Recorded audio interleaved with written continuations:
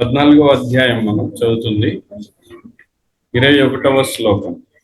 అర్జున ఉవాచ కైర్లింగై స్త్రీన్ గుణానేతాన్ అతీతో భవతి ప్రభో కిమాచరః కథం చైతాన్ స్త్రీన్ గుణానతివర్తతే. అనువాదము. అర్జునుడు ప్రశ్నించెను, ప్రియమైన హే ప్రభు, ఈ త్రిగుణములకు అతీతుడైన వాడు ఏ లక్షణముల ద్వారా తెలియబడును? అతని ప్రవర్తన మెట్టిది? ప్రకృతి త్రిగుణములను అతడు ఏ విధముగా అధిగమించును? ఇది చాలా మంచి ప్రశ్న అనమాట. ప్రభుపాద చెప్తున్నారు, చాలా మంచి ప్రశ్న, చాలా అనుచితమైంది, సమంజసమైంది అని. ఎందుకంటే ఇప్పటి వరకు కృష్ణుడు ఏం చెప్పాడు? ఈ అధ్యాయంలో 14వ అధ్యాయంలో త్రిగుణాలకు సంబంధించింది ఈ అధ్యాయం. త్రిగుణాల్లో ఉన్న వ్యక్తులు ఎలా ఉంటారు, రజోగుణం వ్యక్తులు, తమోగుణ వ్యక్తులు, సత్వగుణ వ్యక్తులు, వీటన్నిటిని చెప్పిన తర్వాత ఇక్కడ అర్జునుడు అడుగుతున్నాడు. ఏమడుగుతున్నాడు? ఈ గుణాల్లో ఉన్న వ్యక్తుల గురించి చెప్పావు, కానీ మరి గుణాలకి అతీతుడైన వాడు ఎలాంటి లక్షణాలు కలిగి ఉంటాడు? ఈ గుణాలని దాటాడు, అధిగమించాడు అని మనకి ఎలా తెలుస్తుంది? అతను ఏ విధంగా ప్రవర్తిస్తూ ఉంటాడు?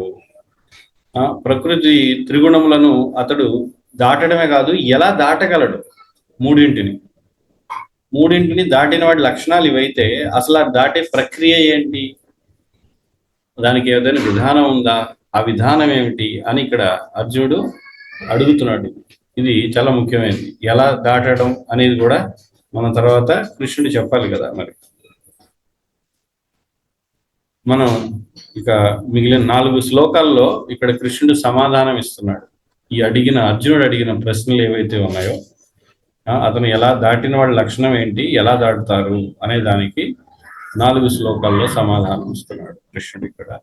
శ్రీ భగవానువాచ ప్రకాశం చ ప్రవృత్తిం చ మోహమేవ చ పాండవ నద్వేష్టి సంప్రవృత్తాని నివృత్తాని కాంక్షతి ఉదాసీన వదాసీనో గుణైర్యో న విచాల్యతే గుణావర్తంత ఇత్యేవం యోవతిష్టతి నేంగతే సమదుఃఖ సుఖ స్వస్థః. అంతే కదా?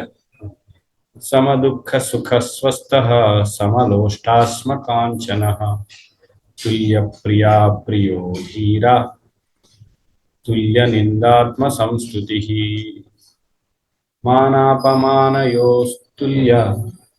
తుల్యో మిత్రారిపక్షయో సర్వారంభ పరిత్యాగి గుణాతీతః స ఉచ్యతే. దీని అనువాదం ఇక్కడ 4 శ్లోకాలకి అనువాదం. దేవాదేవుడైన శ్రీకృష్ణ భగవానుడు పలికెను, ఓ పాండుపుత్ర, అంటే అర్జున్, ఓ పాండుపుత్ర, ప్రకాశము, ఆసక్తి, మోహము కలిగినప్పుడు వానిని ద్వేషంపని వాడును, మరియు అవి లేనప్పుడు వానిని ఆకాంక్షింపని వాడును. ఇక్కడ దీన్ని ఒక్కొక్కటి మనం అర్థం చేసుకుంటూ ముందుకు వెళ్తాం. ప్రకాశము, ఆసక్తి, మోహము కలిగినప్పుడు, ప్రకాశం అంటే ఏదైనా ఒక వస్తువు వెలుగుతూ ఉండడం, అది ఆకర్షింపజేయడం అనేది జరుగుతుంది కదా. ప్రకాశం, ఆసక్తి. ఎప్పుడైతే ఆకర్షణ కలుగుతుంది, ఆకర్షణ కలిగిన తర్వాత దాని పట్ల కోరిక వల్ల ఏమవుతుంది? కోరిక పెరిగితే ఆసక్తి.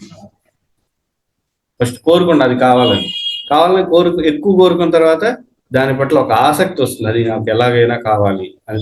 కోరిక తర్వాత స్థితి ఆసక్తి, అంటే తీవ్రమైన కోరికని ఆసక్తి అంటారు. తర్వాత ఆసక్తి మోహం కూడా కలుగుతుంది. ఏదైనా భౌతికమైనది కలిగినప్పుడు తర్వాత ఏంటి? మోహం అనేది కలిగినప్పుడు. ఇవన్నీ కలుగుతున్నప్పుడు ఏదైనా ఒక వస్తువు మనల్ని ఆకర్షించడం, దాని పట్ల కోరిక, ఆసక్తి కలగడం, దాని ద్వారా మోహానికి గురవ్వడం కలిగినప్పుడు వానిని ద్వేషింపని వాడును. మరియు ఇక్కడ ఇది ఎలా జరుగుతుంది అని ఎవరైనా అనుకోవచ్చు. ఇది ఎలా జరుగుతుందా? జరుగుతుంది. ఒక యవ్వనంలో ఉన్న కుర్రవాడు ఒక అందమైన యువతిని చూసినప్పుడు ఆకర్షణ కలుగుతుంది. అందంగా ఉంటుంది కదా, కనపడుతుందా లేదా? ఆకర్షణ కలుగుతుంది. తర్వాత ఆసక్తి, కోరిక ఏర్పడుతుంది. ఇవన్నీ మోహం, అవన్నీ కూడా మోహానికి గురి చేయొచ్చు. అది ఒక ఉదాహరణ తీసుకోండి. అదే తినే రుచికరమైన పదార్థం కూడా కావచ్చు, లేదా ఇంకైనా కావచ్చు, సృష్టిలో అనేక వస్తువులు కావచ్చు. స్త్రీకి పురుషుడు, పురుషుడికి స్త్రీ, కానీ ఈ విధంగా ఎన్నో ఉన్నాయి. మరి ఇవన్నీ ఉన్నప్పుడు, కలిగినప్పుడు వాడు దాన్ని ఏమనుకుంటాడు? ఆ వ్యక్తి సాధారణంగా బ్రహ్మచారికి శిక్షణ ఎలా ఇస్తారు? స్త్రీ మాయ, మాయ మాయ అని ద్వేషిస్తే స్త్రీలని, అంతే కదా. ఇక్కడ ఏమంటున్నారు? అందుకని ఆసక్తి మోహం కలిగినప్పుడు వానిని ద్వేషింపని వాడు. స్త్రీ మాయే, కానీ స్త్రీ శరీరం కూడా అవసరం సృష్టిలో. ఎందుకని? ఇతర జీవులు శరీరం తీసుకోవాలంటే జన్మించాలి, జన్మించాలంటే స్త్రీ పురుషులు కలవాలి, మైథునం అనేది ఉండాలి, లేకపోతే జరగదు. కానీ ఎప్పుడైతే ఒక స్త్రీ దేహం చూడగానే ఓ నాకు ఇది మాయ, లేదా ఒక సన్యాసికి స్త్రీ మాయ కాబట్టి సన్యాసి స్త్రీని ద్వేషిస్తే, అందుకని ఇక్కడ కృష్ణుడు ఏమంటున్నాడు? ఇవన్నీ ఉన్నప్పటికీ వానిని ద్వేషించకూడదు, ద్వేషించకూడదు. చిచిచి ఏంటి చిచి అనే భావన కలగకూడదు లోపల వాడికి. లేదా ఎవరికైనా సాధకుల గురించి ఇక్కడ చెప్తున్నాను. ఆ సాధనలో ఉన్నటువంటి వాడు దేన్ని కూడా, లేదా ఒక నాన్ వెజ్ ఐటమ్ అందరు తింటూ ఉండొచ్చు, చిచి ఇదేంటి నాన్ వెజ్ లేదు, ఆ మాంసం కావాల్సిన వాళ్ళు కూడా కొంతమంది ఉన్నారు సృష్టిలో, అవి తింటారు వాళ్ళు. అంత మాత్రం దాన్ని అసహ్యించుకోవడం ఇది చాలా దారుణమైనదని. ఇవన్నీ అంటే ఏంటంటే ఇక్కడ త్రిగుణాలకి అతీతమైన వ్యక్తి యొక్క లక్షణాల గురించి ఇక్కడ కృష్ణుడు చెప్తున్నాడు.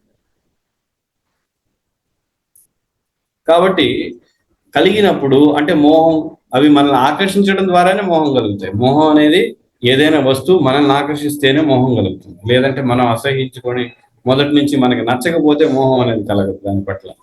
మనం ఎప్పుడైతే ఇష్టపడతామో ఒక వస్తువుని కానీ, వ్యక్తిని కానీ, దేన్నైనా, అప్పుడు ఏమవుతుంది?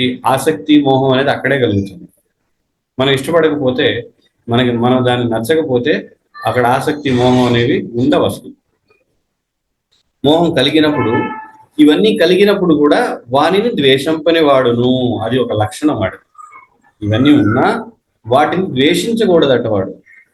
మరియు అవి లేనప్పుడు వానిని ఆకాంక్షింపని వాడును. ఒకవేళ ఏదైనా అది కనిపించింది, చూశాడు, ఆకర్షణ కలిగింది కాబట్టి దాన్ని ద్వేషించలేదు.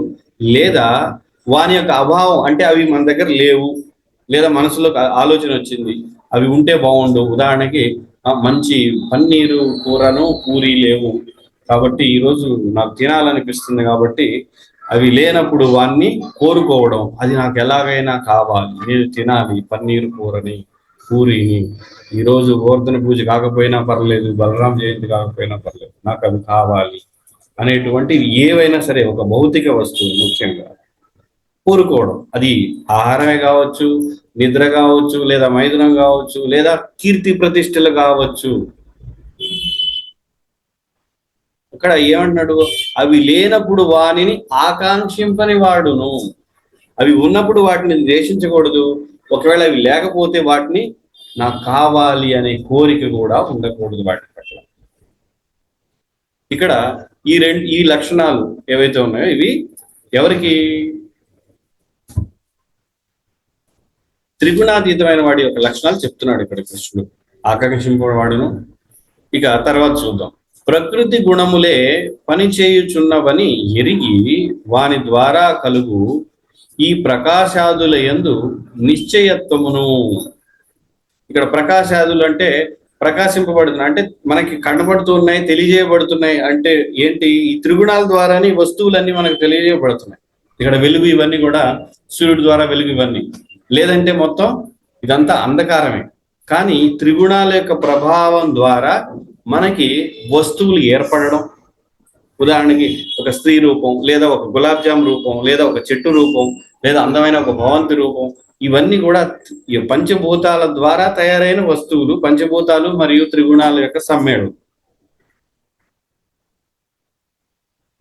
కాబట్టి ఇక్కడ ఏమంటున్నారు?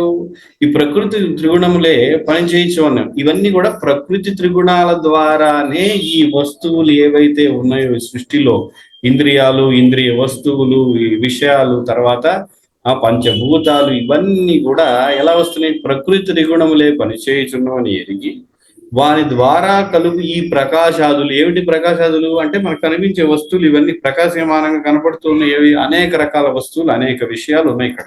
ఇవన్నీ వాటి ద్వారానే వస్తున్నాయని నిశ్చయత్వమును మరియు స్థిరత్వమును కలిగి, అంటే ఇవన్నీ త్రిగుణాల ద్వారానే ఏర్పడ్డాయి అనేది స్థిరంగా ఉండాలండి మనసులో.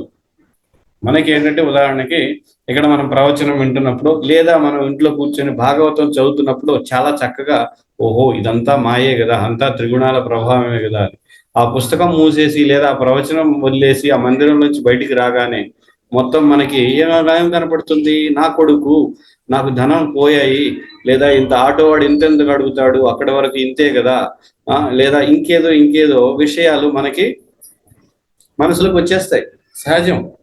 వెంటనే భర్త లేదా భార్యో తిడుతుందనో, లేదా యజమాని కొడతాడనో, యజమాని తిడతాడు ఆలస్యంగా వెళ్తే అని, ఇటువంటి ఆలోచనలు మనకి నిరంతరం కలుగుతూ ఉన్నాయి కదా, కలుగుతూ ఉంటాయి. కానీ అవన్నీ కూడా ఎలాగొస్తున్నాయి? అవన్నీ కూడా త్రిగుణాల ప్రభావం ద్వారానే, పంచభూతాల ద్వారానే మన యొక్క కర్మనే మనం అనుభవిస్తూ ఉన్నాము అనే స్థితిలో ఎవరైతే ఉంటారో వాళ్ళు త్రిగుణాతీతంగా, అందుకే చెప్తున్నాడు ఇక్కడ కృష్ణుడు, త్రిగుణాతీతంగా ఉండాలంటే అందులో స్థిరత్వము మరియు నిశ్చయత్వము కలిగి ఏం చేయాలి? ఇవన్నీ కూడా త్రిగుణాల ద్వారానే ఈ సృష్టిలో ప్రకాశమానంగా జరుగుతున్నాయని తెలుసుకొని ఆ విషయంలో స్థిరుడై, ఈ విషయంలో స్థిరుడై ఇంకా చెప్తున్నాడు కృష్ణుడు. ఏం చెప్తున్నాడు? స్థిరుడై కలిగి, స్థిరత్వమును కలిగి ఉదాసీనుడు. ఈ ఉదాసీనుడు అంటే ఇది అర్థం కావాలంటే ముందరది మనకు అర్థం కావాలి. ముందర జరిగింది ఈ శ్లోకంలోనే, ముందర శ్లోకంలో కృష్ణుడు ఏం చెప్పాడు? రెండు విషయాలు, ఒకటి కోరుకోవద్దు, రెండోది ద్వేషించవద్దు అని చెప్పాడు. ఏదైనా ఒక వస్తువు నిన్ను ఆసక్తి కలిగి భ్రమకు గురి చేస్తే నీకు దాన్ని నువ్వు ద్వేషించకూడదు. అదే విధంగా ఆ వస్తువు నీ దగ్గర లేకపోతే నువ్వు దాన్ని కోరుకోకూడదు. ఈ రెండు లేకుండా ఉన్న స్థితే ఉదాసీనం. అంటే ఆ వస్తువు మనకు కనపడినా దాన్ని పట్టించుకోం, లేదా అది లేకపోయినా దాని గురించి ఆలోచించాం, దాని పట్ల అది తటస్థ స్థితి. తటస్థ స్థితి ఉదాసీనం అంటే పట్టించుకోకుండా. మన కళ్ళ ముందర అన్నీ జరుగుతూ ఉంటాయి, అన్నీ ఆకర్షిస్తూ ఉంటాయి, అందమైన వస్తువులు వస్తాయి, మనం తీసుకోమని కొంతమంది ఇస్తారు, అయినా కూడా తీసుకోం. ఎందుకు? మనకేం అవసరం లేదు కాబట్టి తీసుకోను. లేదా అవి లేవు కాబట్టి దాని ఎక్కడ ఉంటుంది అని పరిగెత్తడం, అది ఉదాసీనం. అంటే కళ్ళ ముందలే అన్ని జరుగుతున్నా, ఉదాహరణకి ద్రౌపది వస్త్రాపహరణం జరుగుతున్నా కూడా భీష్ముడు ద్రోణుడు ఉదాసీనుడు చూస్తూ ఉన్నారు అంతే, ఏం చేయట్లేదు, కోప్పడడం లేదు, బాధపడడం లేదు, అలా చూస్తున్నారు. అక్కడే తప్పు, అది వేరే విషయం, దాని ధర్మం వేరు. కానీ ఏంటంటే ఉదాసీనం అంటే దాని గురించి చెప్తున్నాం, కళ్ళ ముందలు జరుగుతుంది. కానీ మనం ఏం చేస్తాం? సహజంగా ఉదాసీనంగా ఉండలేం. ఏదైనా ఒక ఆకర్షించే వస్తువు మన కళ్ళ ముందుకు రాగానే దాని పట్ల కోరిక కలుగుతుంది, ఆసక్తి వస్తుంది, తర్వాత మోహానికి గురవుతాం, కావాలని కోరుకుంటాం. ఒకవేళ అది మనకి దగ్గరగా అందుబాటులోకి వచ్చి త్రుటిలో తప్పిపోతే చాలా బాధపడతాం, నేను పొందలేకపోయాను వస్తువుని, దేన్నైనా కానీ. కానీ ఇక్కడ కృష్ణ ఏమంటున్నాడు? ఇక్కడ ఈ విషయాలన్నీ త్రిగుణాల అధీనంలో జరుగుతున్నాయని స్థిరంగా తెలుసుకొని వాడు ఉదాసీనుడై అంటే వీటిని పట్టించుకోకూడదు. ఇది అంత తేలికైన విషయం కాదు, చెప్పడం చాలా సులభం, కానీ అది చేయడం అంత తేలిక కాదు. వినండి. ఉదాసీనుడై ఆధ్యాత్మిక స్థితి అందే నెలకొని ఉండువాడును ఇక్కడ చెప్తున్నాడు. ఈ ఉదాసీనుడై ఏ స్థితిలో ఉండాలి వాడు? ఆధ్యాత్మిక స్థితి అంటే ఏమిటి? ఆధ్యాత్మిక స్థితిలో మొదటి మెట్టు ఏంటి? బ్రహ్మేది, పరమాత్మేది, భగవాన్ ఇది శబ్దతే. 3 దశల్లో ఆధ్యాత్మిక స్థితిలో ఉంటాడు ఎవరైనా. ఒకటి బ్రహ్మ, కనీస స్థితి ఇది. అంటే నేను ఈ శరీరం కాదు ఆత్మని అనే స్థితిలోనే ఉండాలి. నిజంగా ఆ స్థితిలో ఉంటేనే ఇవన్నీ జరుగుతాయి, లేదంటే కష్టం. కాబట్టి ఉదాసీనుడై ఆధ్యాత్మిక స్థితి అందే నెలకొని ఉండువాడు, వీడు కూడా త్రిగుణాలకి అతీతంగా ఉన్నవాడి యొక్క లక్షణాలు.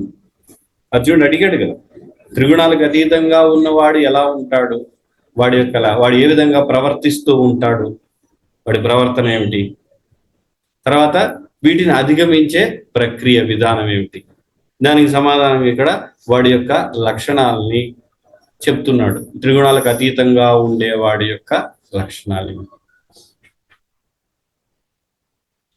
తన ఆత్మయందే ప్రతిష్ఠితుడై, తన ఆత్మయందే, ఇంకా తర్వాత ఇంకేం గుణాలు ఉన్నాయి.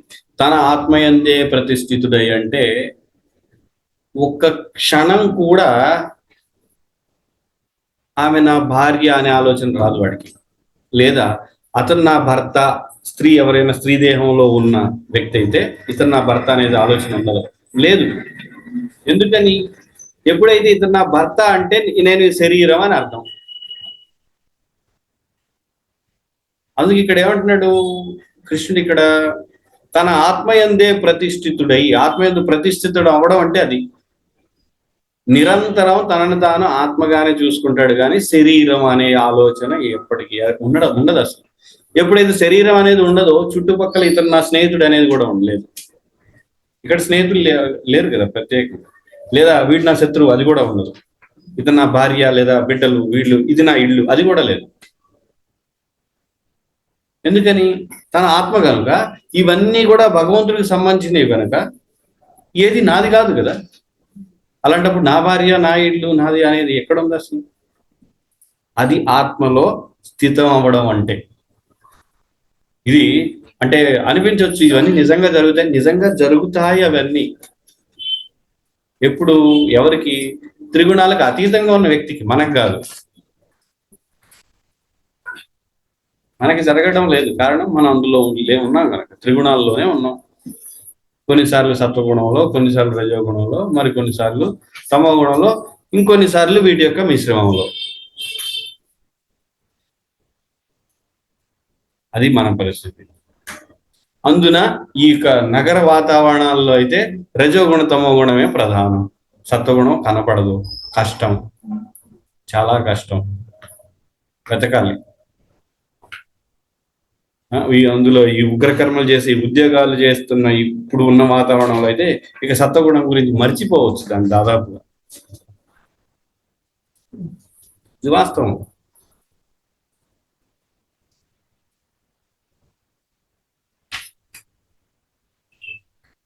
కాబట్టి ఇక్కడ కృష్ణుడు ఏమంటున్నాడు? తన ఆత్మయందే ప్రతిష్ఠితుడై.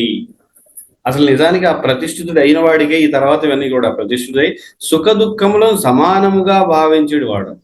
అలా ప్రతిష్ఠితుడు కాకపోతే సుఖ దుఃఖాలు సమానంగా చూడలేడు. ప్రతిష్ఠితుడై సమానంగా చూస్తూ ఉంటాడు. వాడి యొక్క లక్షణాలు ఇవన్నీ కూడా ప్రతిష్ఠితుడు అవుతాడు కాబట్టి ఆత్మయందు రెండు సమానమే అతనికి. ఎందుకని?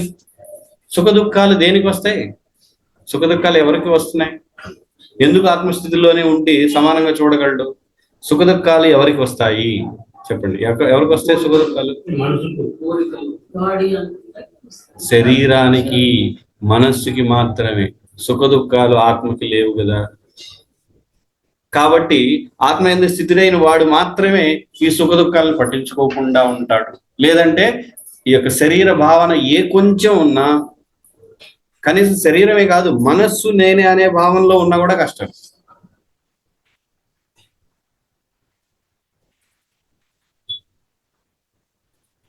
కాబట్టి వాడు ఎవరైతే ఆత్మేంద్రియ ప్రతిష్ఠితుడై సుఖ దుఃఖములను సమానంగా భావించేవాడు. ఆత్మేంద్రియ లేకపోతే సుఖ దుఃఖాలు రెండింటిని కూడా అంటే సమానంగా చూడలేడు. ఎందుకని? ఎప్పుడైతే శరీర చేతనం రాగానే సుఖాన్ని అంగీకరిస్తాం కానీ దుఃఖాన్ని అంగీకరించలేము. అంటే ఏమవుతుంది? ఒకదాన్ని కోరుకుంటున్నాం, రెండోది ద్వేషిస్తున్నాం. మొదటికి వెళ్ళాలి, మొదటి శ్లోకంలో. ఇందులోనే మొదటి శ్లోకం ఏమవుతుంది? ద్వేషిస్తున్నాడు. ఎందుకు? దుఃఖం మనకు వద్దు, అది నాకు వద్దు, కావాలి. ఏం కావాలి? సుఖం కావాలి. అయిపోయింది, మళ్ళీ పడిపోయాడు అక్కడ. అంటే త్రిగుణాల అతీతంగా లేడు వాడు.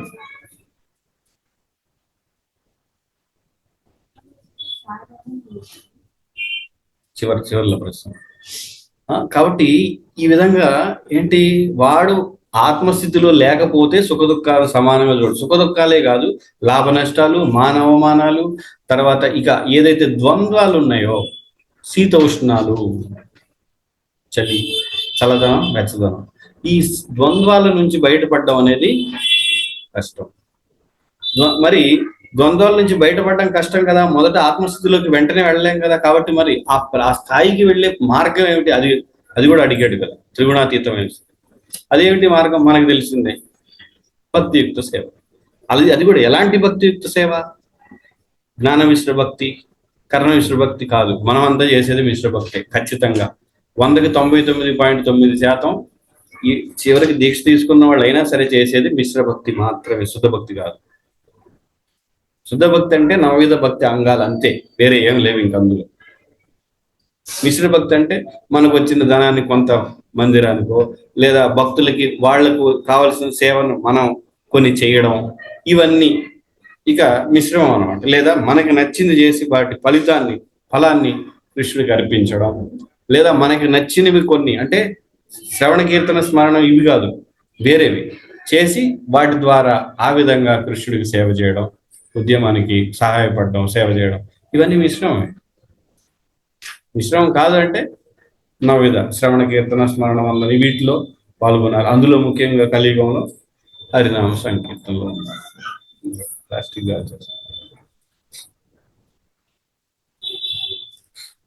కాబట్టి ఇక్కడ మనకి ఏమర్థమవుతుంది? తన ఆత్మయందే ప్రతిష్ఠితుడై సుఖ దుఃఖములను సమానంగా భావించేవాడు అయి ఉండాలి. వాడు త్రిగుణాల అతీతంగా ఉన్నట్లు. ఇక్కడ మనం ఇవన్నీ గమనిస్తే ఎక్కడ కూడా కృష్ణుడు భక్తుడే అని చెప్పలేదు. భక్తుడు కాకపోయినా కూడా త్రిగుణాల అతీతంగా ఉండొచ్చు. అంటే ధ్యాన యోగులు, అష్టాంగ యోగులు, వీళ్ళు కూడా ఆత్మస్థితిలో ఒక స్థాయిలో వస్తారు. కానీ వాళ్ళు మళ్ళీ ధ్యానం ఇవన్నీ చేసి ఏదైనా ఒక కోరుకొని వాళ్ళు ఇంద్రియ భోగం చేస్తే మళ్ళీ పతనం అయిపోయి మళ్ళీ త్రిగుణాల్లో పడిపోతారు. ధ్యాన యోగులు ధ్యానం చేయడం ద్వారా త్రిగుణాతీత స్థితిలోకి, ఆత్మస్థితిలోకి వెళ్తాడు. కానీ కోరుకుంటాడు కదా, ఫలానా రూపం లేదా ఫలానా లోకానికి వెళ్ళాలని. కోరిక అవ్వగానే మళ్ళీ ఆత్మస్థితి, మళ్ళీ దేహాత్మ భావనలోకి వచ్చేస్తాడు. ధ్యాన యోగులు, అష్టాంగ యోగులు చేసేది అదే కదా, సిద్ధులు పొందడం. ఈ సిద్ధులు ఎప్పుడైతే పొందుతారో మళ్ళీ దేహాత్మ, నేను ఇది అనే భావంలో పడిపోతాడు.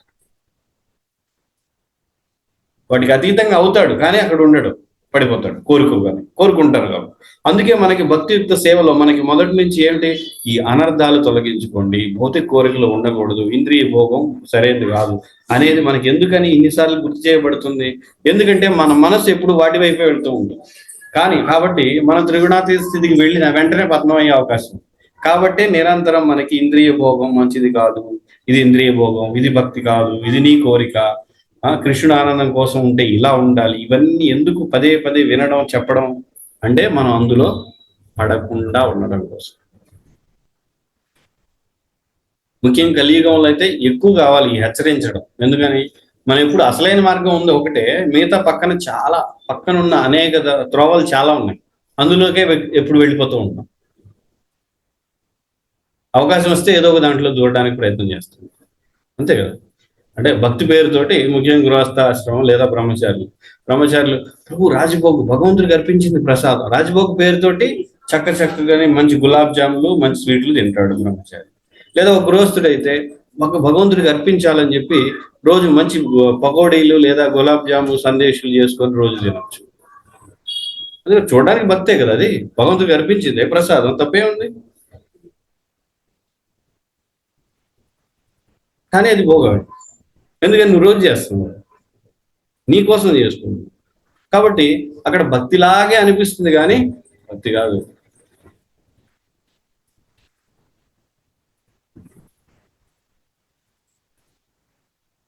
కాబట్టి మనం ఎప్పుడు కూడా ఈ హెచ్చరిక ఇవన్నీ కూడా అవసరం, లేదంటే మనం పతనం అయిపోతాం. ఈ త్రిగుణాతీత స్థితికి వెళ్ళడం అంత తేలికైన విషయం కాదు. తర్వాత ఇప్పుడు ఏమంటున్నాడు ఇక్కడ, ఆత్మేందు ప్రతిష్ఠుడే సుఖ దుఃఖాలే సమానంగా చూడాలి. తర్వాత ఇవి కూడా ఈ లక్షణాలు, ఇంకా తర్వాత వేరే లక్షణాలు. మట్టి ముద్ద, రాయి, బంగారములను సమదృష్టితో వీక్షించడి వాడును. ఇక ఉదాసీనం గురించి ఇంకా చెప్తున్నాడు. ఉదాసీనం గురించి కృష్ణుడు ఇక్కడ ఉదాసీనం గురించి అంటే పట్టించుకోకపోవడం. ఏమిటి, మట్టి ముద్ద ఉంది, ఓకే, వజ్రం పక్కన ఉంది, ఓకే. ఇది బంగారం ఉంది, పర్లేదు. ఇవి అన్నీ సమానమే అతనికి. మట్టి ముద్ద ఏం విలువ లేదు, బంగారం పర్లేదు, వజ్రం ఇంకా విలువ. ఇది ఈ ధోరణి ఎవరైతే ఉంటే వాళ్ళు త్రిగుణాతీతంలో లేరు. వాళ్ళు త్రిగుణాతీతులు కాదు.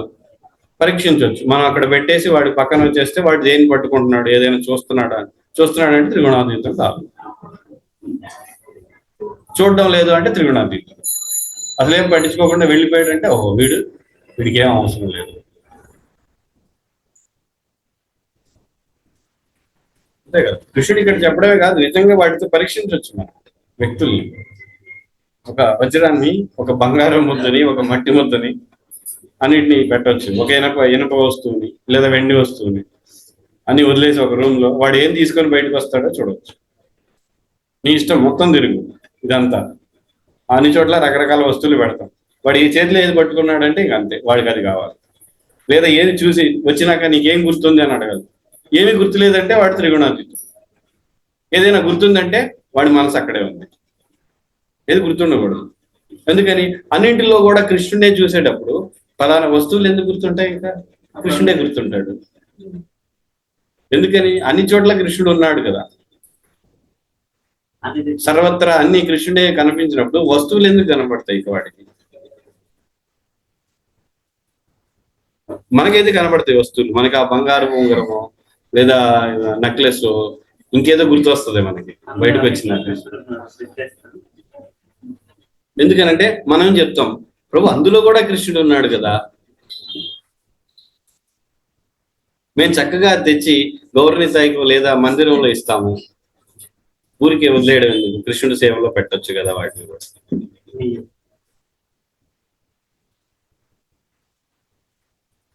అదనమాట. నిజానికి యుక్త వైరాగ్యం అంటే అవి కూడా అవసరం లేదు. ఎందుకని? కృష్ణుడికి నిజంగా ఇవన్నీ అవసరం. నువ్వు అన్ని చోట్ల కృష్ణుని చూడగలిగి నిజంగా కృష్ణుని ప్రేమించగలిగితే నువ్వు ప్రత్యేకంగా ఇవి తీసుకెళ్ళి అది తీసుకెళ్ళి ఎప్పుడు చేస్తాడు భక్తుడు? నిజంగా భగవంతుడు నాకు అది కావాలని అడిగితే మనకి చూడొచ్చు. ఎక్కడ మన అంటే గోపాలుడి కోసం వృందావనం నుంచి చందనం కోసం వస్తాడు కదా మనకి ఆచార్యుడు, ఎవరి పేరు, మాధవేంద్ర పూరి వరకు వస్తాడు. అది భగవంతుడు అడిగాడు స్వయంగా. లేదంటే ఆధ్యాత్మిక గురువు చెబితే అది చేయొచ్చు. అంతేగాని మనంతటా మనమే ప్రతి ఒక్కటి తీసుకెళ్లి భగవంతుడికి పెట్టడం అనేది సాధకుని స్థితిలో అవసరం, కానీ సిద్ధి పొందిన స్థితిలో అవసరం లేదు వాడికి. సిద్ధి పొందిన స్థితిలో అవసరం ఏముంది? భగవంతుడికి అన్నీ ఉన్నాయి. ఇతను భగవంతుడికి నేరుగా సేవ చేయాలి. సేవ చేయడానికి ఏదైనా సరిపోతుంది. అంతేగాని బంగారం అవే అవసరం లేదు. కానీ ఎప్పుడైతే ఆధ్యాత్మిక గురువు కానీ కృష్ణుడు కానీ ఆదేశం ఇస్తే అవసరం. లేదా తనకి కనీసం పూలు పళ్ళు కూడా దొరకకపోతే అప్పుడు వాటిని స్వీకరించవచ్చు భగవంతుడికి ఆరాధన కోసం లేదా నైవేద్యానికి. అంతేగాని విలువైన వజ్రాలు వైడూర్యాలు వాటన్నిటిని ఎక్కడ కనబడితే అక్కడ అవన్నీ తీసుకెళ్లి కృష్ణుడి సేవలో పెట్టాలి లేదా ఇంకేదో అనేది వాటి పట్ల ఆసక్తి ఉండకూడదు. అంతే. ఒకవేళ అదే అవసరం అయితే సేవకి చేయొచ్చు, తప్పేం లేదు. ఇంకా కాబట్టి ఈ మట్టి ముద్ద, రాయి, బంగారం వీటన్నిటిని కూడా సమదృష్టితోటి చూడాలి. చాలా కష్టం. వాడు కూడా త్రిగుణాతీతం అయినట్లు. ప్రియాప్రియములందు సమముగా వర్తించేవాడు అంటే ఉదాహరణకి తనకి నచ్చి ప్రియాప్రియములు అంటే ప్రియ అంటే ఇష్టమైంది, అప్రియం అంటే ఇష్టం లేదు. ఉదాహరణకి ప్రసాదంలో మనకి ఇష్టం లేనిది కూడా వస్తుంది, అంతగా ఇష్టం ఉండకపోవచ్చు, కానీ ప్రసాదం తీసుకుంటాం ఒకటే. అదే బాగా ఇష్టమైంది కూడా రావచ్చు, తీసుకుంటాం. రెండు ఒకటే. అవకాశం వస్తే ఇష్టమైంది కొంచెం ఎక్కువ తీసుకుంటాడేమో, తప్పేం లేదు ప్రసాదం. అంతేగాని ఇష్టం లేనిదే మిగిలితే ప్రసాదంలో నాకు ఇది ఇష్టం లేదు కాబట్టి నేను తిన్నంటే ఇక వాడు త్రిగుణాతీతుడు కాదు. వాడికి ఏదైనా ఆరోగ్యానికి హాని కలిగితే అది వేరే విషయం, అప్పుడు తీసుకోకపోవచ్చు. ఎందుకని? సేవకి శరీరం అవసరం, శరీరానికి హాని కలుగుతుంది, ఇబ్బంది అవుతుంది, రోగం వస్తుంది కాబట్టి పర్లేదు. కానీ అలాంటిది ఏది లేనప్పుడు ఏదైనా పర్లేదు. రెండింటి సమానంగా చూడాలి. కాబట్టి ప్రియాప్రియములందు సమముగా వర్తించేది వాడును అని చెప్తున్నాడు. మనకి నచ్చింది నచ్చంది అందరినీ కూడా సమానంగా చూడాలి. మనకి కొన్నిసార్లు బాగా నచ్చిన వ్యక్తులు ఎదురవుతారు, నచ్చని వ్యక్తులు కూడా ఎదురవుతారు. నచ్చని వ్యక్తులు రాగానే లోన్ తిట్టుకోవడం జరుగుతుంది. మనకి ఆలోచిస్తాం, వీడి ఏంటి దరిద్రులు ఎదురయ్యాడు పొద్దున్న, లేదంటే వీడెందుకు వచ్చాడు బాబు నా బుర్ర తినేస్తున్నాడు. ఈ విధంగా రకరకాల అవి కూడా ఉండకూడదు.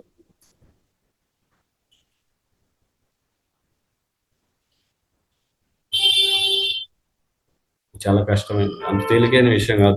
అంటే ఇవన్నీ కూడా లక్షణాలు. త్రిగుణాతీతమైన వాడు ఈ లక్షణాలని కలిగి ఉంటాడు. ఇంకా ఏం చెప్తున్నాడు? నిందాస్తుతుల యందు మానవుల యందు చెప్పాను కదా ఇందాక, ఏంటి ద్వంద్వాల గురించి, శీతోష్ణాలు, నిందాస్తుతులు, మానాలు ఎందు సమత్వమున నిలుచు ధీరుడు. దానికి ధీరుడు, ధైర్యం, ధీరత్వం కావాలి. అన్నిటిలో సమానంగా ఉండాలంటే ఎందుకు ధీరత్వం కావాలి అంటున్నారు ఇక్కడ? ఎందుకంటే మనకి ఏదైనా నచ్చంది లేదా ఇష్టం లేనిది రాగానే మనకి దుఃఖం, బాధ, ఆందోళన మొదలవుతూ ఉంటాయి. కాబట్టి వాటిని కూడా సహించాలి, ఓర్చుకోవాలి. దానికి ఎండాకాలం రాగానే మనకేంటి, ఎండ ఎక్కువ విపరీతమైన ఎండ, అది ఆలోచన ఉండకూడదు. ఎప్పుడు ఈ శరీర స్థాయి దాటితే అప్పుడు ఆలోచన ఉండదు, లేదంటే కష్టమే. కానీ ఒకవేళ ఉన్నా, అలా నీ శరీరం ఉన్నప్పటికీ, అందరికీ ఉంది కాబట్టి ఆ బాధ, వేడి తెలీదా? త్రిగుణాతీతమైన వాడికి తెలుస్తుంది. కానీ వాడు ఏం చేస్తాడు? ధీరుడు కనుక సహిస్తాడు, ఓర్చుకుంటాడు. ఎందుకని? నేను కర్మ చేశాను, కర్మవశాత్తు నాకు శరీరం వచ్చింది, ఈ శరీరంలో ఉన్నంతకాలం ఈ సహజం, కాబట్టి దాన్ని ఓర్చుకుంటాడు. అదేవిధంగా సంసారంలో భార్యాభర్తలు, పిల్లలు ఉన్నప్పుడు అక్కడ అనేక కష్టాలు తప్పకుండా వస్తాయి. వాటిని ఓర్పు వహించి తన బాధ్యతను నిర్వర్తించాలి, తప్పదు. అది ఎంత కష్టం ఓర్చుకోవడం. ముఖ్యంగా మీ అందరూ తెలుసు, సంసారం ఉన్నవాళ్ళకి. ప్రభుజీ మీకేంటి బ్రహ్మచారులు చాలా సంతోషంగా హ్యాపీగా ఇవన్నీ చెప్తారు, మాకు తెలుస్తాయి, ఏంటో మీరు చెప్పడమే కానీ మీ వల్ల కాదులేండి, మాకు తెలుసుకోవాలని అంటారు. అది చాలా కష్టం, అంత తేలిక కాదు. అంతెందుకు, అసలు శరీరం ఉన్న ఎప్పటికైనా అనేక కష్టాలు తప్పవు. బ్రహ్మచారి కానీ, గృహస్థ, వానప్రస్థ, సన్యాసి, ఎవరైనా, ఏ కులమైనా, ఏ జాతి. ఎందుకంటే ఈ శరీరం తయారీయే అలా తయారు చేయబడింది. దేనికోసం? దుఃఖం ఇవ్వడానికి తయారు చేయబడింది, సుఖం కోసం కాదు. కానీ మనం సుఖం పొందడం కోసం దీన్ని వాడదామని మన భ్రమ. కానీ దీని తయారీయే దుఃఖం కోసం తయారైంది. ఒకవేళ సుఖం ఏదైనా ఉందంటే అది భ్రమిత సుఖం అని భ్రమిస్తూ ఉంటాం మనం. అట్లాంటి సుఖమే లభిస్తుంది ఈ దేహం ద్వారా. నిజమైన సుఖం అయితే లేదు. భ్రమిత సుఖం అంటే ఎప్పుడైతే తింటాము, ఆహారం లేదా మైథునం జరుగుతున్నప్పుడు, నిద్రిస్తున్నప్పుడు భలే ఉంది, ఇదంతా భ్రమితమే. ఇదంతా ఎందుకు భ్రమితం? దేహం భ్రమ, తాత్కాలికం కాబట్టి. ఈ దేహానికే కదా ఈ ఆహారం, నిద్ర, భయం, మైథునాలు జరిగేవి, ఆత్మకు జరగడం లేదు. కాబట్టి ఏదైతే మనం సుఖంగా భావిస్తున్నామో అదంతా కూడా ఎటువంటి సుఖం? ఎటువంటి సుఖం? భ్రమిత సుఖం, భ్రమతో కూడినటువంటి. అంటే సుఖం అనే భ్రమలో ఉన్నాం, సుఖిస్తున్నాం అనే భ్రమలో.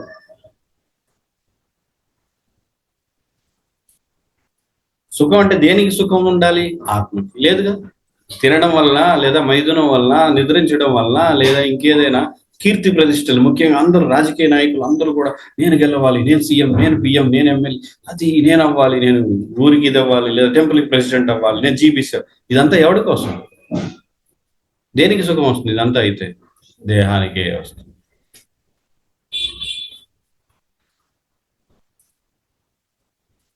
నిజంగా కృష్ణుడి సేవ చేస్తే వచ్చేది, అంటే దివ్యమైన శుద్ధ భక్తి చేసినప్పుడు వచ్చే సుఖం మాత్రం ఎవరికి వస్తుంది? ఆ సుఖం ఆత్మకు వస్తుంది.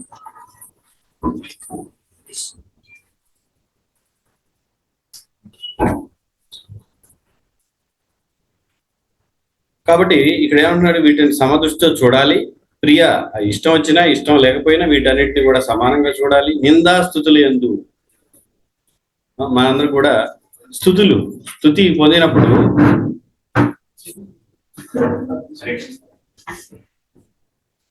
నిందాస్తుతుల్ని కూడా సమానంగా తీసుకోవాలి. మనం స్తుతుల్ని అయితే తీసుకుంటాం, కానీ నిందను తీసుకోలేం. అంటే కనీసం నిజంగా మనం తప్పు చేసినా కూడా మనం ఏం చేస్తుంటాం? మన లక్షణం వెంటనే పక్కన ఎవరు దొరుకుతారా వాళ్ళ మీద వేయడానికి చూస్తూ ఉంటాం. మనం తప్పు చేసినా కూడా, అంటే వాళ్ళ వల్ల చేశాను, వీడి వల్ల చేశాను, నాకు బస్సు రాలేదు కాబట్టి నాకు ఇలా అయింది, లేదంటే ఆఫీస్కి నేను వచ్చేవాడిని, లేదంటే మా ఇంట్లో భార్య వలన, పిల్లల వలన, లేదంటే ఇంకా ఎవరో, లేదా ఆ పలానా మందిరంలో మాకు మంచి ప్రవచనం ఇచ్చేవాళ్ళు లేరు, మాకు శిక్షణ ఇచ్చేవాళ్ళు లేరు, కాబట్టి నేను భక్తిలో వెనకబడిపోయాను. ఈ విధంగా నిజానికి కారణం మనమే. ఎవరు పక్కన అవన్నీ కూడా కాదు, మనలో లోపం ఉంది. అది భక్తికి కానీ, లేదా ఇంకే కార్యానికి కానీ, ఇంకేదైనా. కాబట్టి అందు మూలంగా వచ్చేటువంటి నిందని మనం మోయడానికి సిద్ధంగా ఉన్నాం.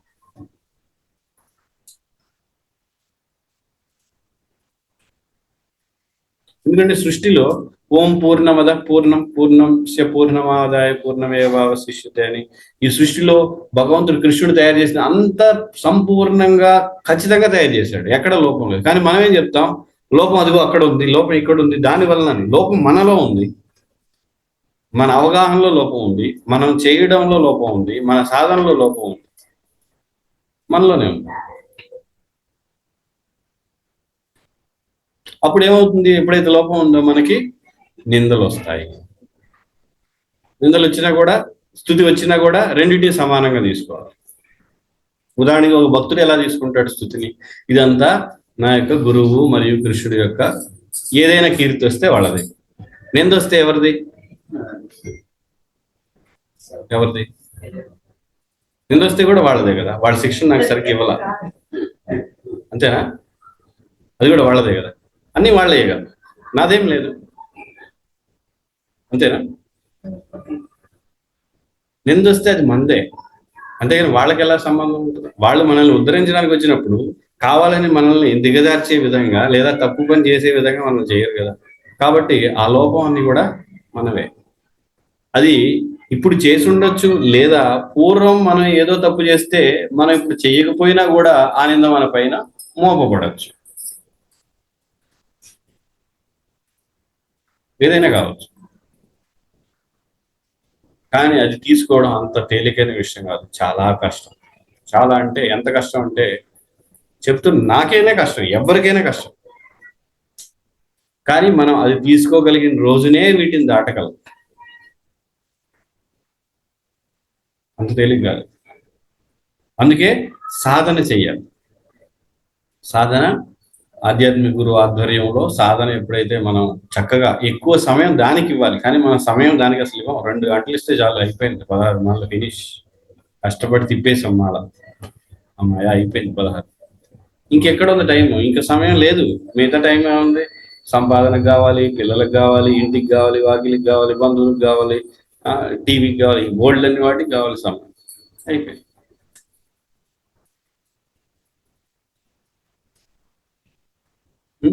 మానవులు యందు సమత్వమున నిలుచు ధీరుడు. కాబట్టి ఇవన్నీ చేయాలంటే ధీరత్వం, ధైర్యం ఉండాలి, ధైర్యంగా నిలబడాలి. కృష్ణుడు కాపాడతాడు, అన్నిటికీ ఆయనే ఉన్నాడు. కాబట్టి ఈ పద్ధతి సరైనది.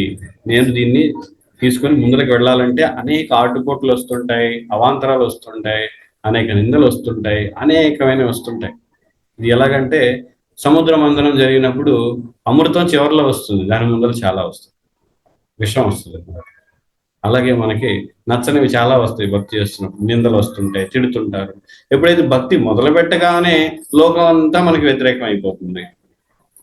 నిజంగా మొదలు పెడితే ఏదో తూతు మంత్రంగా చేస్తే ఎవరేమన్నారు, కానీ కొంచెం గంభీరంగా బాగా ముందరికి వెళ్ళాలి అంటే వెంటనే భార్య, పిల్లలు అందరూ ఏంటి ఇంత అవసరం లేదు, ఆ భక్తి ఇదొద్దు, ఈ నియమాలు ఎందుకు, మామూలుగా ఉండు, నువ్వేంటి విచిత్రంగా అవుతున్నావు, పిచ్చోడు అయిపోయినావు, ఈ రకరకాలుగా వస్తుంది అనమాట. నువ్వు పిచ్చోడు అయిపోతున్నావు, నీకు మెంటలు ఎక్కినట్టుంది, ఈ కృష్ణ కృష్ణ అని ఇదేమైంది, నీకు మొన్నటిదాకా బాగానే ఉన్నావు కదా, అలాగే ఉండదు, రకరకాలుగా అంటుంటారు.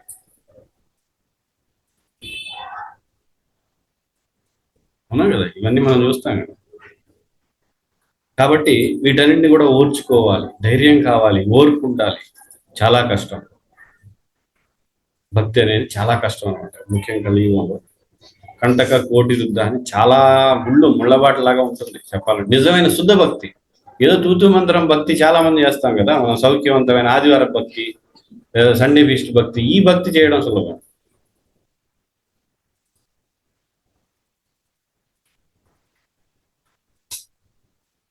ఇంకా శత్రుమిత్రులను సమంగా చూచువాడు, శత్రువులు మిత్రులను కూడా సమానంగా చూడాలంట.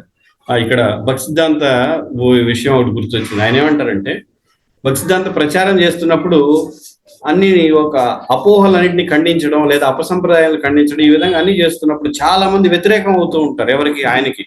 ఎందుకంటే నిజమైన బ్రాహ్మణులందరూ వీళ్ళు వ్యాపారం చేస్తున్నారు, డబ్బు కోసం బ్రాహ్మణ్యం అవుతున్నారు, బ్రాహ్మణులుగా ఉన్నారు, నిజమైన బ్రాహ్మణులు లేరు, ఈ విధంగా ప్రచారం చేస్తున్నప్పుడు వాళ్ళందరూ వ్యతిరేకం అవుతారు కదా. ఎంత వ్యతిరేకం అంటే చివరికి ఈయన చంపడానికి కూడా సిద్ధమయ్యారు. కానీ ఆయన ఏమంటారంటే, నిజానికి వీళ్ళు ఎవ్వరూ కూడా నాకు శత్రువులు కాదు, వాళ్ళందరినీ మేలు కోసమే నేను ఇవన్నీ చెప్తున్నాను. కాబట్టి మనం అందరం, భక్తిదాత చెప్తారు అందరికి శిష్యులకి, మనం అందరం కూడా ఎవరైతే మనల్ని శత్రువులుగా అనుకుంటున్నారో వాళ్ళందరూ కూడా ఉద్ధరించబడాలి అని కోరుకోవాలంట. అంటే మన యొక్క గొప్ప శత్రువు కూడా గొప్ప మేలు జరగాలని కోరుకోవాలని చెప్తున్నారు ఇక్కడ ఆచార్యుడు. మనం అలా ఉంటామా? మనల్ని ఏదైనా చిన్న మాట అంటే చాలు వాడు నాశనం అయిపోవాలి, వాడు నరకానికి వెళ్ళిపోవాలి, వాడు పూర్తిగా పతనం అవ్వాలి, భక్తిలో ఉండకూడదు, అసలు ఇక్కడ ఈ ప్రాంతంలో కనపడకూడదు వాడు అసలు అని అనుకుంటాం. కానీ అసలు నిజమైన భక్తులు ఆలోచించేది పూర్తిగా భిన్నమైంది.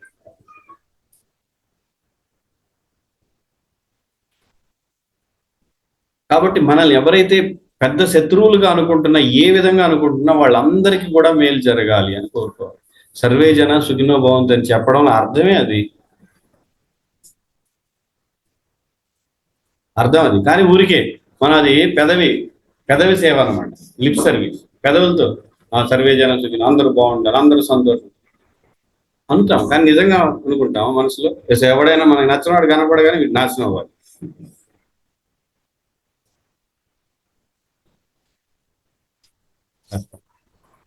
కాబట్టి ఇక్కడ ఏంటంటే శత్రుమిత్రులను సమానంగా చూడటం అంటే అది.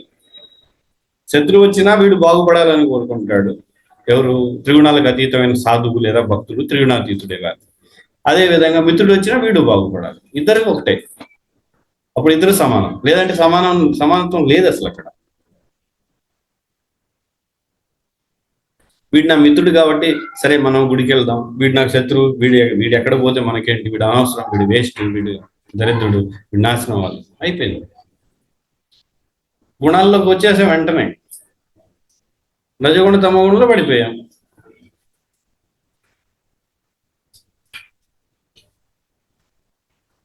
భౌతిక కర్మలన్నింటినీ విడిచిన వాడును అగు మానవుడు ప్రకృతి త్రిగుణములను అధిగమించిన వాడుగా చెప్పబడును. ఇంకా చెప్పాలి, భౌతిక కర్మలన్నింటినీ విడిచిన వాడు. చివరిలో భౌతిక కర్మలు ఏమిటి? భౌతిక కర్మలన్నింటినీ వదిలేయాలంటున్నాడు. అంటే మనం తినడం వదిలేయాలా? తినడం భౌతికమా ఆధ్యాత్మికమా? తినడం భౌతికమా ఆధ్యాత్మికమా? భౌతికం అని కొంతమంది, ఆధ్యాత్మికం ఓకే సరే, భౌతికం అని కొంతమంది. ఇక్కడ తినడం అనేది భౌతికం కావచ్చు, ఆధ్యాత్మికం కూడా కావచ్చు. అక్కడ మనం ఏ ఆలోచనతోటి ఎటువంటి బుద్ధిని ఉపయోగించి చేస్తున్నాం అనేది ప్రధానం. కృష్ణుడికి అందించిన ప్రసాదం అయితే కృష్ణుడు ఆనందం కోసం, సుధభక్తులకు తినేది కృష్ణుడు ఆనందం కోసం వాళ్ళు తింటారు. నిజానికి వాళ్ళకి ఆకలి తీరాలని కాదు, ఇది నేను తింటే కృష్ణుడు ఆనందిస్తాడు, ఆయన ఉచ్చిష్టాన్ని తింటే అని వాళ్ళ ఆలోచన. మనకేంటి, మనకి తింటే కర్మ లేకుండా ఉంటుంది, కర్మలు అంటామని మన ఆలోచన. ఇక ఇందులో వందల స్థాయిలు ఉన్నాయి చెప్పుకోవాలంటే భక్తిలో. తింటే ఇది కృష్ణుడికి ఆనందం అని, ఇంకొకటి ఏమనుకుంటా, ఇది నేను తింటే నా గురువు ఆనందిస్తాను. ఎందుకని? గురువు గారి యొక్క ఉపదేశం ఏంటి? కృష్ణ ప్రసాదం ఇది, కాబట్టి నా గురువు ఆనందం కోసం నేను తింటాను.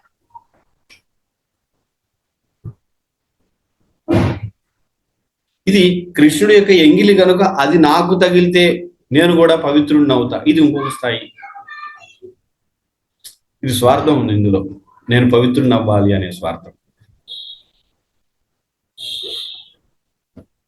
అలా కాకుండా ఇది నేను తింటే కృష్ణుడు ఆనందిస్తాడంటే ఇందులో స్వార్థం లేదు.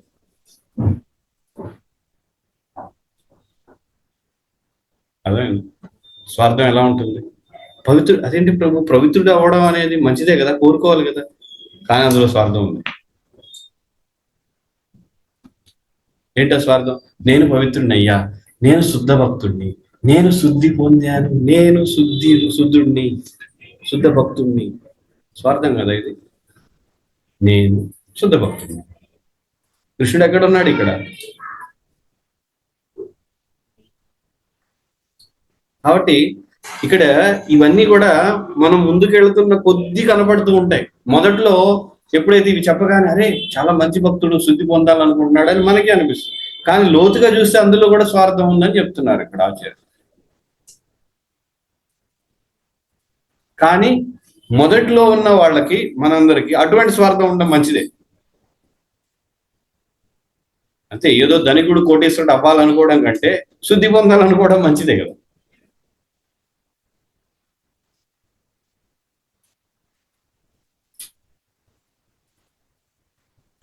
సరే, కాబట్టి భౌతిక కర్మలన్నింటినీ విడిచిన వాడంటే తన యొక్క ఇప్పుడే చెప్పా కదా స్వార్థం, ఈ స్వార్థం అనేది లేకుండా, నేను నాది నాకు ఆనందం అనేది లేకుండా అనేటువంటి కర్మలన్నీ వదిలేయాలి. నేను నాది అనేటువంటి కర్మలు ఏవైతే ఉన్నాయో, నేను నాది, నా గొప్పతనం, నేను ఇది అనేది అవన్నీ భౌతికం. అది నువ్వు తిను, తాగు, మైథునం చేయి, ఇంకేదైనా చేయి, కీర్తి ప్రతిష్టల కోసం. కానీ ఇవన్నీ కృష్ణుడి కోసం ఉపయోగిస్తే ఒక గొప్ప భక్తుడు ప్రభుపాద చాలా అంటే ప్రపంచానికి ఏంటి ఏంటంటారు ఆచార్యుడు, ప్రపంచానికి ఆచార్యుడు ఏదో అంటారు కదా,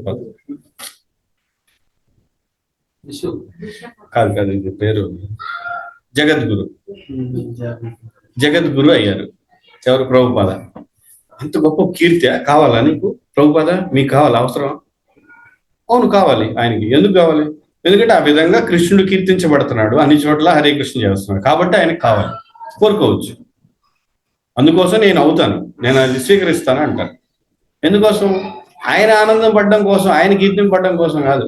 ఆ విధంగా అందరూ కృష్ణుని కీర్తించడం కోసం అవ్వాలి, అవుతున్నారు, అవుతారు, స్వీకరిస్తారు.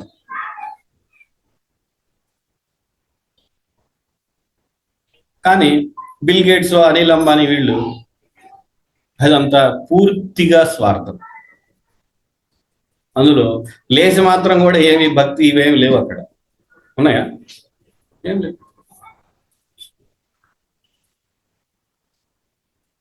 కాబట్టి అది భౌతికం, ఇది ఆధ్యాత్మికం. కాబట్టి భౌతిక కర్మలు అంటే తన ఆనందం కోసం ఉన్న కార్యాలన్నింటినీ వదిలేయాలి. అప్పుడు వాడు త్రిగుణాల అతీతంగా ఉన్నట్లు అనేది ఈ 4 శ్లోకాల యొక్క అర్థం. ఇక 26 మాం చయో వ్యభిచారేణ భక్తి యోగేన సేవతే సగుణాన్ సమతిత్యైతాన్ బ్రహ్మ భూయాయ కల్పతే.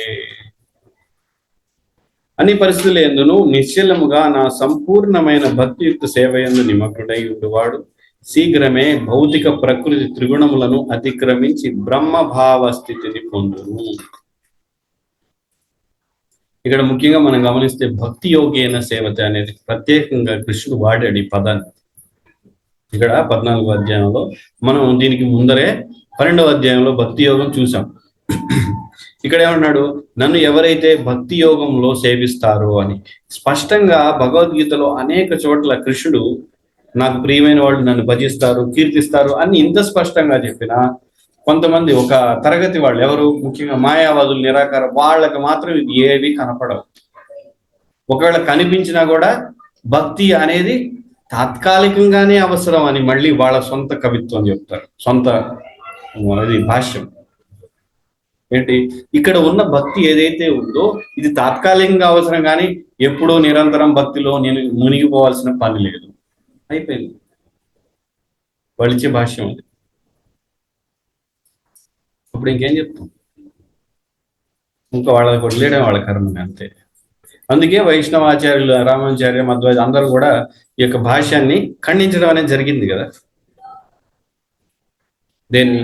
ఈ యొక్క మాయావాది భాష, నిరాకారవాదులు వీళ్ళ భాష. భక్తి యోగేన సేవతే అని కృష్ణుడు చెప్పాడు. కాబట్టి ఇది తాత్కాలికమైన భక్తి అని వాడు అంటాడు, ఎప్పుడూ అవసరం లేదు. నువ్వు ముక్త పురుషుడు అయినాక, ఇంకా ముక్త పురుషుడు ఏంటి? అదొక భ్రమ. మళ్ళీ ముక్తి పొందినాక, ఎందుకని? ముక్తి పొందిన తర్వాత ఎవరు లేరు కదా, అంతా ఒకటే. అలాగా రకరకాలుగా చెప్తూ ఉంటారు. కానీ ఇక్కడ ఏమన్నాడు? అన్ని పరిస్థితులు ఎందు నిశ్చలంగా నా యొక్క భక్తియుక్త సేవ ఎందు నిమగ్నుడై వాడు శీఘ్రమే భౌతిక త్రిగుణములను అతిక్రమించి బ్రహ్మభావ స్థితి. ఇది వాళ్ళకి బాగా అనుకూలమైంది. ఎందుకని? ఇలా భక్తి చేసి త్రిగుణాతీతం అయితే బ్రహ్మభావ స్థితికి వెళ్తే అప్పుడు నీకు భక్తి అవసరం లేదు, అయిపోయింది, అంతే కదా. భక్తి పని లేదు కదా, అంతేనా? ఏమండి? ఇక భక్తి పని లేదు, కావాలా? వాళ్ళు చెప్పేది అలాగా, వాళ్ళు అదే చెప్తారు. బ్రహ్మభావ స్థితికి వెళ్ళినాక నీకు భక్తితో పని లేదు. ఎందుకంటే ఈ దేన్నైతే నువ్వు ఆరాధిస్తున్నావు అదే నువ్వు అయిపోయావుగా.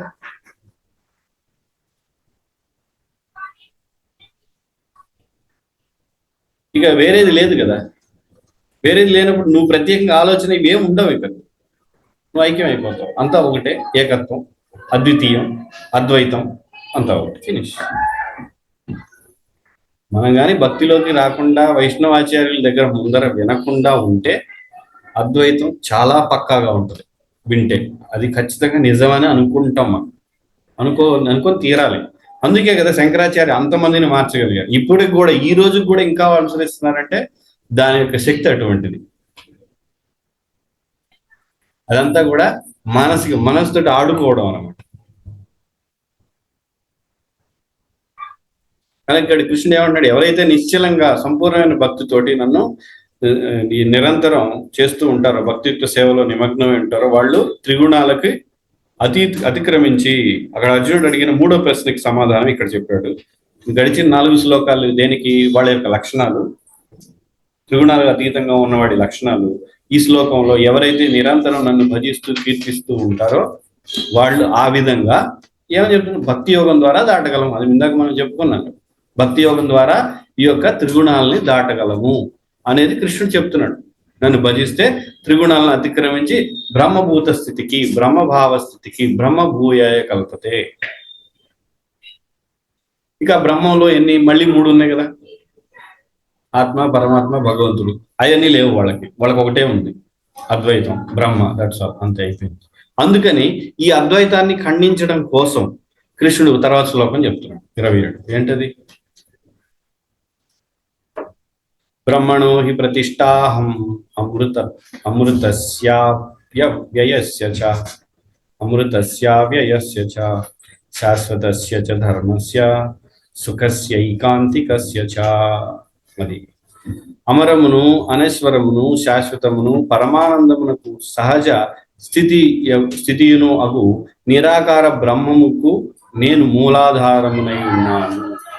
కాబట్టి నిరాకార బ్రహ్మానికి నేను మూలాధారం అయి ఉన్నాను అంటే నేను విడిగా ఉన్నాను. నేను ఎవరు? కృష్ణుడు విడిగా ఉన్నాడు. అంటే ఏదైతే బ్రహ్మ జ్యోతి ఉందో అద్వైతులు చెప్పేటువంటిది, దానికి కూడా మూలం కృష్ణుడు అన్నప్పుడు అదే కృష్ణుడు ఎలా అవుతాడు? నేను దానికి మూలం అన్నప్పుడు నేను అది ఒకటే అయిపోను కదా. ఒక సంస్థకి ఒక వ్యక్తి మూలమైనప్పుడు సంస్థ, వ్యక్తి ఒకటే అయిపోడుగా. ఇక్కడ కృష్ణుడు ఏమంటున్నాడు? బ్రహ్మజ్యోతికి నేను మూలం అన్నప్పుడు కృష్ణుడు విడిగా ఉన్నాడు, బ్రహ్మజ్యోతి ఉంది. కృష్ణుడి మీద ఆధారపడి ఆ బ్రహ్మజ్యోతి కొనసాగుతుంది.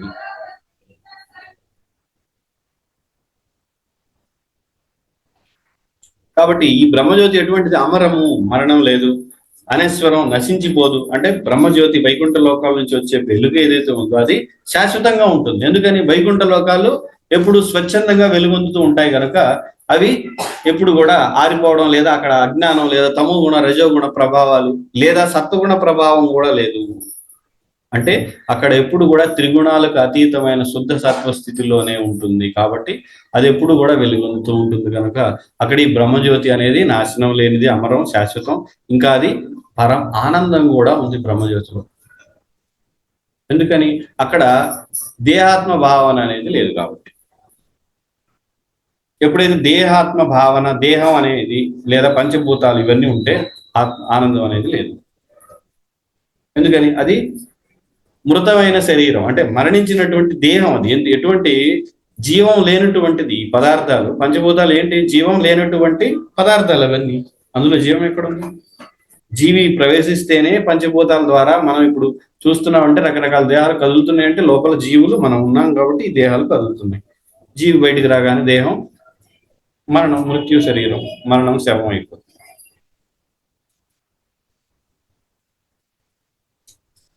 కాబట్టి ఇది ఈ యొక్క బ్రహ్మజ్యోతికి కూడా మూలం నేనే, బ్రహ్మణోహి ప్రతిష్టాం అని చెప్తున్నాడు. ఇప్పటివరకు నేను చెప్పాను కదా మాయావాదం ఇవంతా ఒకటే అని. కాబట్టి దాన్ని కూడా ఇక్కడ కృష్ణుడు ఖండిస్తున్నాడు. కానీ వీళ్ళేమంటారు మాయావాదులు ఇదే శ్లోకాన్ని తీసుకొని? కాబట్టి బ్రహ్మజ్యోతి కూడా మూలం అంటున్నాడు, కానీ అద్వైతం కదా. మరి కృష్ణుడు విడిగా ఎలా ఉండగలడు? ఉండలేడు కదా. కాబట్టి ఆ బ్రహ్మజ్యోతి ఆయనే అయ్యాడు. రెండు లేవుగా, అద్వైతం కదా. మూలమై వేరే ఉండడం అనేది లేదు. వేరే ఉంటే అది భ్రమ. అంటే కృష్ణుడు భ్రమలో ఉన్నట్లు కదా. కృష్ణుడు ఎలా భ్రమలో ఉంటాడు? ఇంత జ్ఞానం ఇచ్చినట్టు ఉండడు కాబట్టి అందులోకి వెళ్ళిపోతాడు. కాబట్టి అద్వైతం అయిపోయింది, కలిపేశారు కృష్ణుడు. ఆడుకోవచ్చు బుర్రతోటి, మన మనస్సుతో ఆడుకోవచ్చు.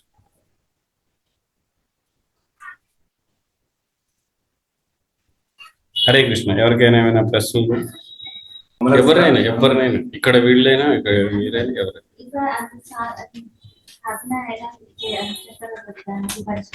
దేనికి సాధన? మనకి భక్తియుక్త సేవలో అనేక ఉపదేశామృతం, భక్తి రసామృత సింధువులో మనకి ఇచ్చారు కదా 64 అంగాలు. అది శ్రద్ధ ఉండాలి, ఆధ్యాత్మిక గురు దరిచేరి ఆయన సేవ చేసి, ఆయన దీక్ష స్వీకరించి, నియమాలు పాటించి, ఏకాదశి, ఉపవాసాలు అన్ని ఒకదాని తర్వాత ఒకటి, ఇవన్నీ ప్రక్రియ. అది మనం అనుసరించాలి. అప్పుడు త్రిగుణాతీతంగా అవ్వగలం. అంతే.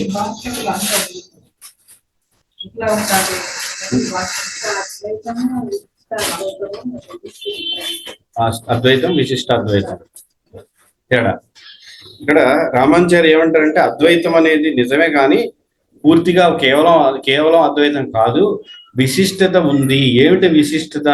అద్వైతం అంటే ఇద్దరికి ఒకే లక్షణాలు, ఎవరికి? భగవంతుడికి జీవుడికి ఒకే లక్షణాలు కలిగినటువంటి ఆధ్యాత్మిక వ్యక్తులే అయినప్పటికీ కూడా విశిష్టత అనేది భగవంతుడిలో ఉంది. అది ఆ విశిష్టత జీవుడిలో లేదు. కాబట్టి జీవుడు దేవుడు విశిష్టత ద్వారా వేరై ఉన్నారు అని రామాచార్య చెప్తున్నారు. నేను సరళంగా చెప్పాను, ఇంక చాలా లోతుగా చాలా ఉంటాయి. విశిష్ట గుణాలు భగవంతుడికి ఉన్నాయి. ఉదాహరణకి పరమాత్మగా ఉండడం, అది జీవుడు పరమాత్మగా ఉండే లక్షణం జీవుడికి లేదు. లక్ష్మీపతిత్వం అంటే లక్ష్మికి భర్తగా ఉండే లక్షణం విష్ణువుకి మాత్రమే, భగవంతుడికే ఉంది. జీవుడు లక్ష్మికి భర్త అవ్వలేడు, అవ్వడు కూడా ఎప్పటికీ. ఈ విధంగా విశిష్టత అనేది భగవంతుడిలో ఉండడం ద్వారా జీవుడు మరియు భగవంతుడు వేరు అవుతున్నారు, లేదంటే ఒకటే అని ఆయన కూడా అంటారు. ఇది మళ్ళీ ఒకటే అని అన్నారని మధ్వాచార్య కోపం వచ్చి, లేదు ఎప్పుడూ వేరే అని శుద్ధద్వైతం అని చెప్తారు ఆయన. శుద్ధద్వైతం,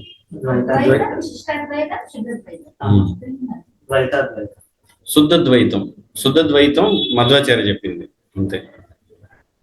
తర్వాత ఇంకా ద్వైతాద్వైతం, ఈ విధంగా. అద్వైతం అంటే ఒకటి, శంకరాచార్య.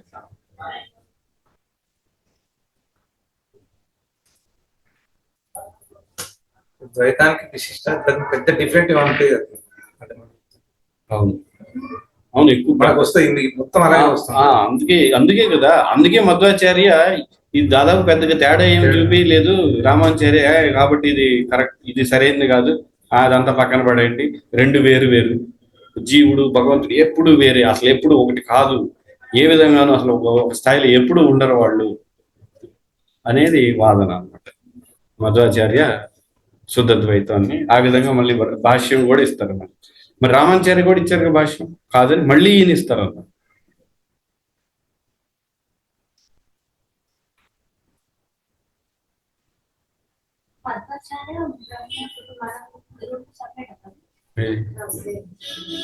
మనం మధ్వ సంప్రదాయం, బ్రహ్మ మధ్వ గౌడీ వైష్ణవ సంప్రదాయం. బ్రహ్మ నుంచి ఉన్న పరంపరలోనే మధ్వాచార్యులు ఉంటారు. ఒకటే, మనం కూడా మధ్వాచార్య సంప్రదాయంలో ఒక భాగం, ఒక కొమ్మ చెప్పాలంటే. మన మధ్వ సంప్రదాయం ఒక చెట్టు అనుకుంటే అందులో ఒక కొమ్మ మనది గౌడీయ వైష్ణవం.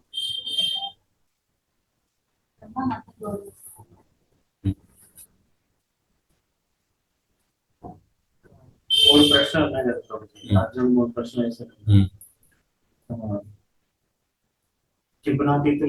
త్రిగుణాతీతంగా ఉన్న వారి లక్షణం ఏంటి, వారి యొక్క బిహేవియర్ ఏ విధంగా ప్రవర్తిస్తారు, అది ఏ విధంగా పొందాలి.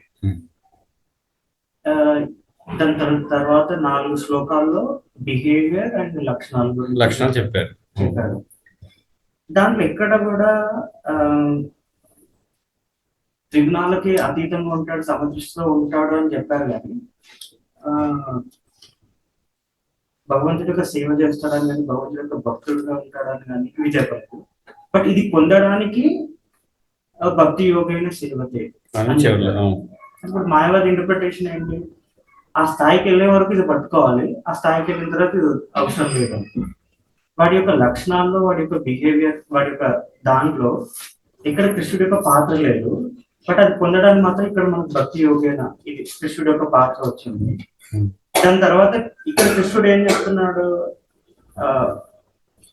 భక్తి అంటే నన్ను భక్తి యోగైన సేవతే అని చెప్పారు. నన్ను ఎందుకు అంటే అహం బ్రాహ్మణోహి ప్రతిష్టాపన. ఈ బ్రహ్మణోహి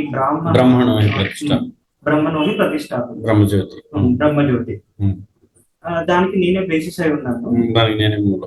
అది ఎటర్నల్, శాశ్వతం, ఆనందం, శాస్త్రంగా అమరం అని ఇచ్చారు. ఇది ఈ లక్షణాలు బిహేవియర్ అక్కడ లేదు కదా. ఇక్కడ నా ప్రశ్న ఏంటంటే ఈ ట్రాన్సెండెంటలిస్ట్ యొక్క లక్షణాలు బిహేవియర్ లో కృష్ణుడు యొక్క భక్తుడు కానీ సేవకుడుగా అక్కడ ఎక్కడ లేదు.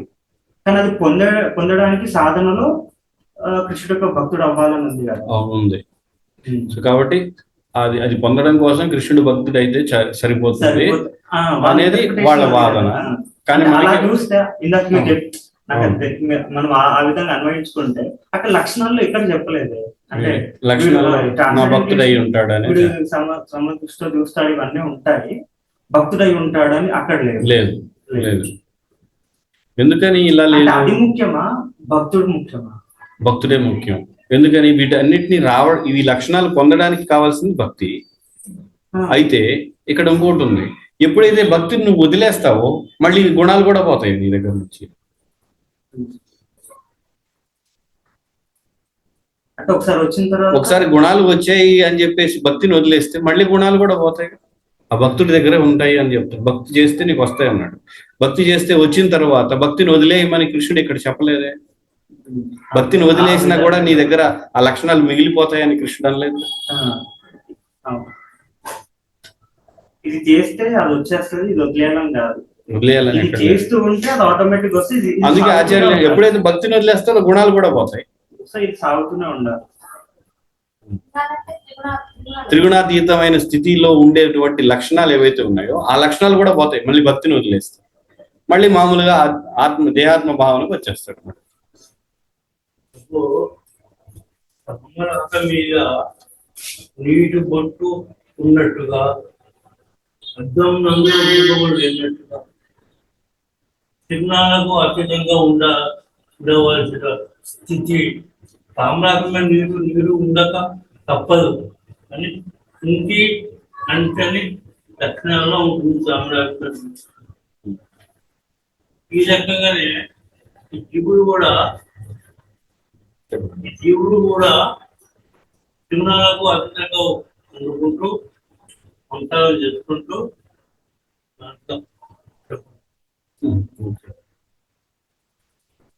సో కాబట్టి ఇదంతా ఏంటంటే ఆ స్థితికి వెళ్ళాలంటే మనకి భక్తియుక్త సాధన అనేది ఉండాలి. అది చేయడం ద్వారానే మెల్లమెల్లగా వెళ్ళగలం. ఒకసారి ఆ స్థితికి వెళ్తే ఈ సంసారంలో బయటికి కనపడతాడు ఉన్నట్లుగానే ఉండడు. వీటి పట్ల ఆసక్తి ఉండదు అతనికి. అలా ఉన్నవాళ్లే కదా భక్తి వినోద్ ఠాకూర్. ఆయన గృహస్థుడు, ఆయన అంతా సంసారం ఉన్నట్లుగానే ఉద్యోగం అన్నీ చేశాడు, కానీ వీటికి అతీతంగా ఉన్నాడు. ఎందుకని? అవన్నీ కూడా నామమాత్రంగా పేరుకి చేయాలి, ఏదో ఒకటి సంఘానికి ఉదాహరణగా ఉండడం కోసం ఆయన చేసి చూపించాడు ఆచార్యుడు.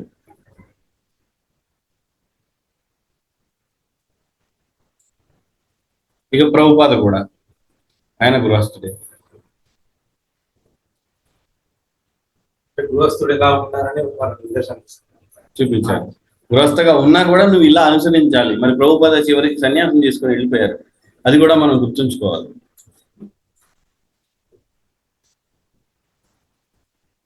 భక్తి వినోద్ ఠాకూర్ కూడా చివరికి బాబాజీ తీసుకుంటారు. బాబాజీ దీక్ష అంటే భార్య పిల్లల నుంచి దూరంగా జపం చేసుకుంటారు. మరి అది కూడా గుర్తుంచుకోవాలి.